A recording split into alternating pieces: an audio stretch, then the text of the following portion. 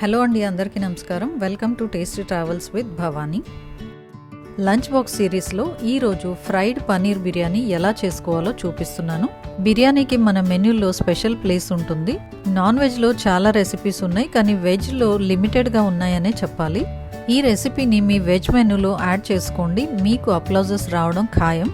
బిర్యానీ మనం దమ్ స్టైల్లో చేయొచ్చు, లేదా మసాలాలన్నీ కలిపేసి డైరెక్ట్గా కూడా కుక్ చేయొచ్చు.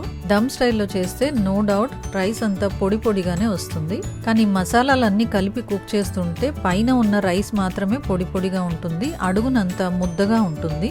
అడుగును కూడా రైస్ ముద్దగా అవ్వకుండా మనం ఏం చేయాలి అనే టిప్స్ అన్ని ఈ వీడియోలో చూపిస్తున్నాను. వీడియోని స్కిప్ చేయకుండా చివరి వరకు చూడండి. నా ఛానల్ని సబ్స్క్రైబ్ చేసుకోకపోతే ఇప్పుడే సబ్స్క్రైబ్ చేసుకోండి. నేను వీడియో అప్లోడ్ చేయగానే మీకు నోటిఫికేషన్ వస్తుంది. నా వీడియో మిస్ అవ్వకుండా చూడొచ్చు. ముందుగా అడుగు మందంగా ఉన్న ఒక కుకింగ్ బౌల్లో 2 టేబుల్ స్పూన్ల నూనె పోసుకోండి. అది వేడయ్యాక ఇందులో ఒక బిర్యానీ ఆకు, కొన్ని మిరియాలు, లవంగాలు, యాలకులు, అలాగే చిన్న దాల్చిన చెక్క ముక్కను కూడా వేసుకోండి.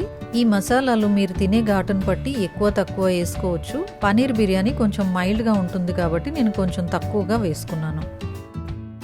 ఇప్పుడు ఇందులో 2 పెద్ద ఉల్లిపాయల్ని సన్నగా స్లైసెస్ చేసి వేసుకోండి. అలాగే 2 చీల్చిన పచ్చిమిర్చి వేసి ఇవన్నీ బాగా వేయించుకోండి.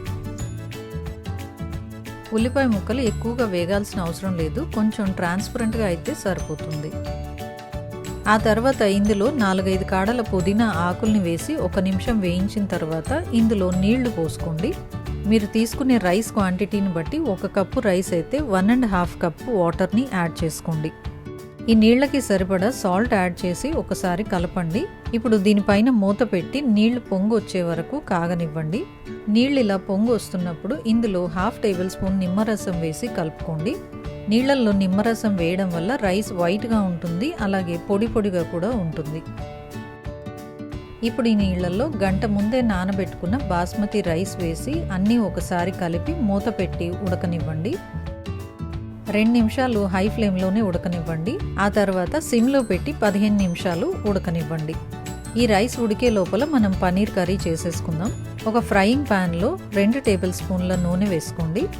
ఇందులో డైస్ చేసిన 200 గ్రాముల పన్నీర్ ముక్కల్ని వేసి వేయించుకోండి. పన్నీర్ ముక్కల్ని కదిలిస్తూ అన్ని వైపులా ఫ్రై అయ్యేలాగా చూసుకోండి.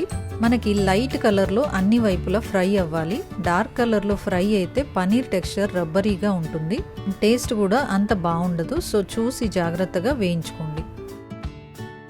ఇలా ఫ్రై చేసుకున్న పన్నీర్ ముక్కల్ని తీసి ఒక బౌల్లో వేసుకొని పక్కన పెట్టుకోండి.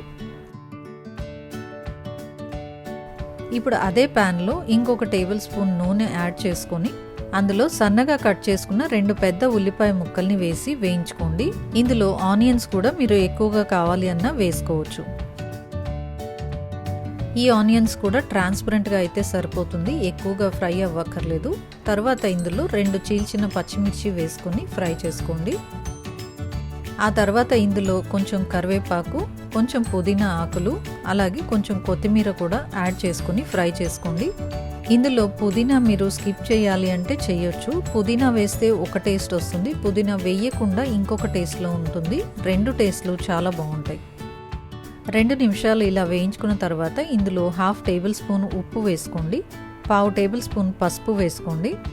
1 టేబుల్ స్పూన్ ధనియాల పొడి వేసుకోండి.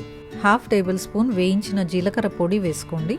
1 టేబుల్ స్పూన్ కారం వేసుకోండి. 1 టేబుల్ స్పూన్ కసూరి మేథిని మీ అరచేతిలో వేసుకొని ఇలా నలిపేసి వేసుకోండి. 1 నిమిషం ఈ మసాలాలన్నీ బాగా కలిపి వేయించుకోండి.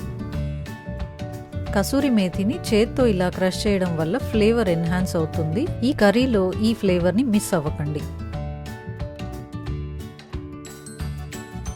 ఇప్పుడు ఇందులో కొంచెం నీళ్లు పోసి ఈ మసాలాలన్నిటినీ బాగా కలిపి 1 నిమిషం ఉడికించండి.